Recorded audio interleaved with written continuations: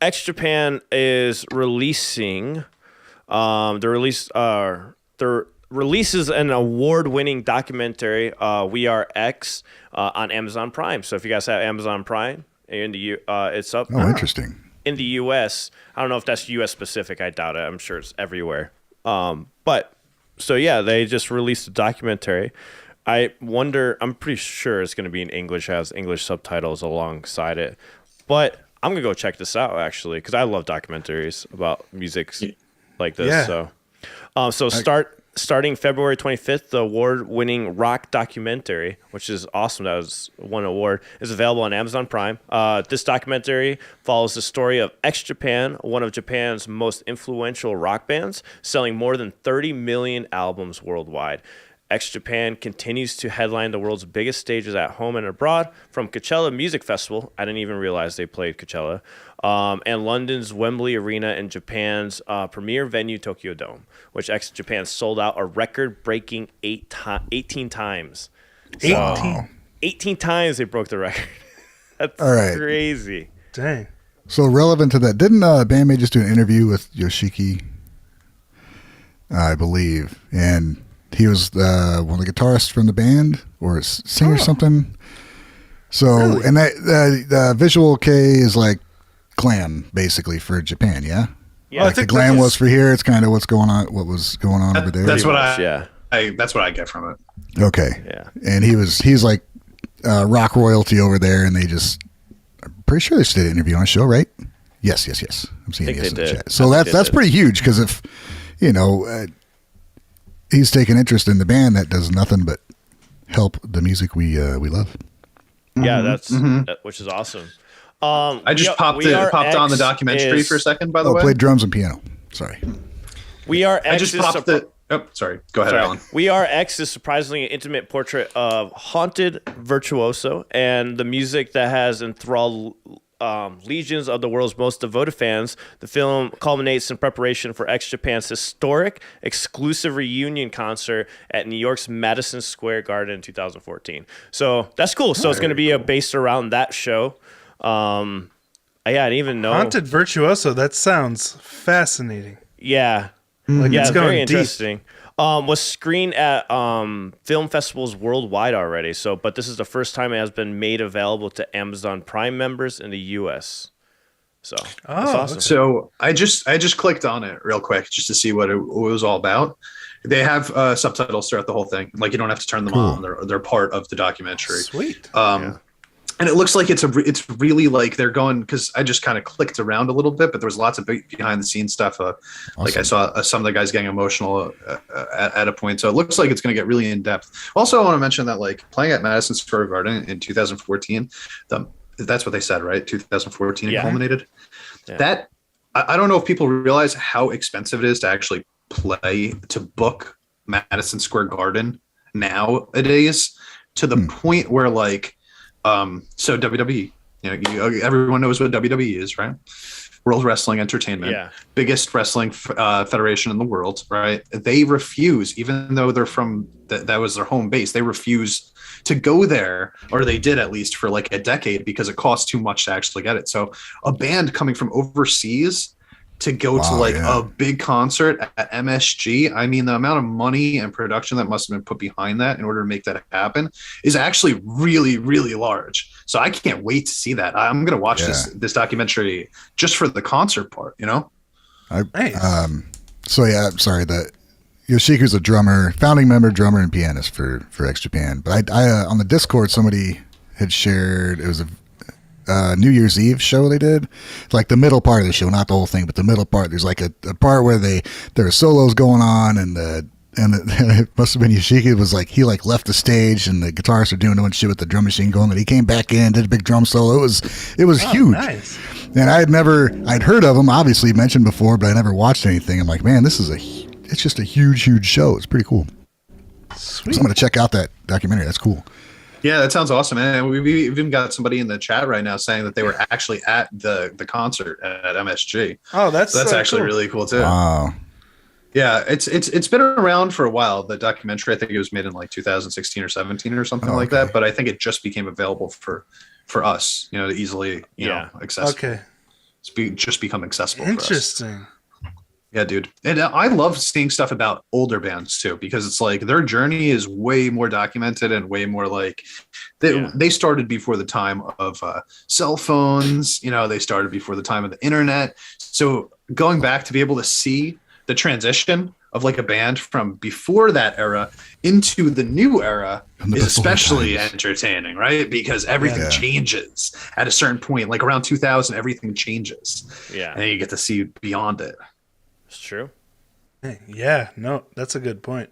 Yeah, it's huge. It goes from being, you need, so much more production and stuff to get everything done, film and camera dolls and all this shit, to where anybody can just do it.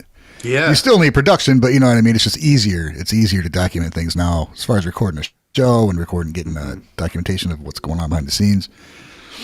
Yeah, it's definitely a big big change. It's a big shift. And I'm sure like before, like when they had the before all this stuff existed and it was more difficult to document, I almost find that stuff more entertaining though, because it feels more gritty, a little bit more real. In the era of social media, it's easy to document things, but also kind of make them feel like there's something other than they aren't. If you know what I mean, like Instagram in general, like, is anything that you see on Instagram actually real life? Most of the time it's a no, but everything that you see recorded before 1999 pretty much is, Yeah. So they got caught. If it was recorded, they got caught. Yeah, exactly. Yeah, I love that. It looks like it's only in the U.S. Like people are saying Canada. Yeah, it's saying on here, it's saying on the article that it's U.S. So I don't think. Canada gets fucked a lot, though. You ever notice that? Like Canada is always screwed with what they get access to. It's amazing. Nice. They're right there. They're not asking. They don't ask. We need to get a VPN sponsor. Yeah, yeah. Get a VPN. Maybe we'll have get a sponsor here. That's where the NordVPN. You guys ever see a documentary on a band that you don't necessarily like the music, but you really appreciate the documentary? Yes. Yeah, 100%. Yeah, 100%. I feel like documentaries can. I was saying this I always say this on my channel, but it's like the behind the scenes stuff that makes you go from liking a band to loving a band, right? Like you can really like the music, but you don't love the people in it until you see what they're all about, and there's a whole other layer beyond it that you can really appreciate. When you know the personalities of the people, the trials and tribulations that they've gone through and stuff like that, which is why I always like, on my Patreon, for example, I just always do like documentary stuff. I love doing that stuff. It really shows you a different side of the music that you're already into. And it's like, I remember the Beach Boys one. You guys ever see the Beach Boys documentary that they made back in the early 2000s? It was fantastic and intriguing, and I wasn't really a big Beach Boys fan. And after I saw that, I got like 3 of their albums and listened to them hardcore for a couple of years. Honestly, I became a huge fan. I think documentaries are like a really undersung way to get a loyal fan base for a band. Yeah, I was just talking to Rosie about that the other day, about how much like the members of the band's personalities really bolsters your love of the band and the music. Like being able to watch them interact with each other, know that they have a good relationship and they're all really cool people. But yeah, like you're saying, documentaries really help with that. Definitely. And it hurts a little bit on the other end when you like find out that a band that you love are not getting along for whatever reason, or somebody leaves and you go, I mean, Guns N' Roses. Axl Roses. I mean, listen, Axl Rose is definitely a douche, but I bet you everyone in the band is a little douchey, to tell you the truth. But like they were like my ultimate band, Guns N' Roses. I thought that they made like the best. I think they had like the best 1-2 album punch of all time, like the way that I viewed it, and then they just fell off a cliff and became nothing. That's so disappointing, to the point where like I don't even listen to their music anymore, because I'm just like, damn, dude, like did they even like it? Did they even like making the music? And if you have to wonder that, it almost ruins it a little bit for you. It takes the magic out. Yeah. Are there any Beatles fans here? I love the Beatles. I like songs by the Beatles. I took a class on them in high school. Oh, really? Because they just put out that someone mentioned it. I think Paul mentioned it on Disney Plus. They released that It was like a 9-hour documentary with a bunch of footage in the studio recording their last album right before the rooftop concert. And it was really cool to like see their actual, because when I was born, the Beatles were already ancient history, you know? Real quick, for those listening, Paul Excuse in the me? chat. Paul in the chat mentioned that, by the way. All right. Oh yeah, I said that. But what was I talking about? Entirely, Alan. When I was stop interrupting me. When I was born, Beatles were already ancient history, and so I never really saw them as goofy kids with a relatable personality. But watching that. Yeah, watching that, I could see what a goofball John Lennon was, what a goofball Paul was, but Paul was like the focused, creative one. Ringo was just a super hard worker, just sat there waiting to do his thing. Like, wow. They That's all interesting, man. You don't think how young they were either, because they're all old by the time we all knew about them. They were all younger kids. than me when they broke up. So it was like watching their actual interactions and personalities and the irreverence they had when they set up the rooftop concert. Like they were sticking it to the man there, you know? Wow. Yeah. That's a good cool. point. You don't even consider that type of stuff, you know, like when something, I guess I'm about to play devil's advocate about what I was just saying about like Billie Eilish and not knowing who Led Zeppelin is, but like, yeah, I knew who the Beatles were, but I didn't even consider like, you know, what were they like, you know, what was their writing process like? It was all right beyond my time. And I was like, oh, okay, I'm going to hear these songs. I know these songs are popular, blah, blah, blah. But beyond that, who the hell were the Beatles? I have no idea. Now you've got me. Like, now I want to know. Yeah, I definitely recommend it. It's interesting. It's a long documentary, but like definitely just checking out highlights of it is really interesting. Yeah, I don't know if I've. Go ahead.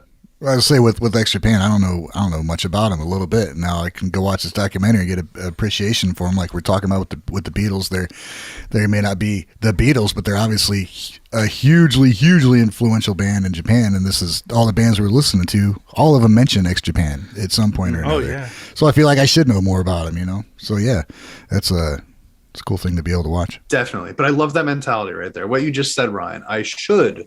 You know, I should. That's what I want from the Billie Eilish's of the world. Please say you should. Right. Like I have more respect for you as a musician if you have a little bit of intrigue or interest in musical history in general. Yeah. For more insanity like you just saw, be sure to subscribe to Gaijin Guys, turn on all notifications where we stream every Sunday talking about Japanese news, as well as all other podcasting platforms where it will be released later in audio form.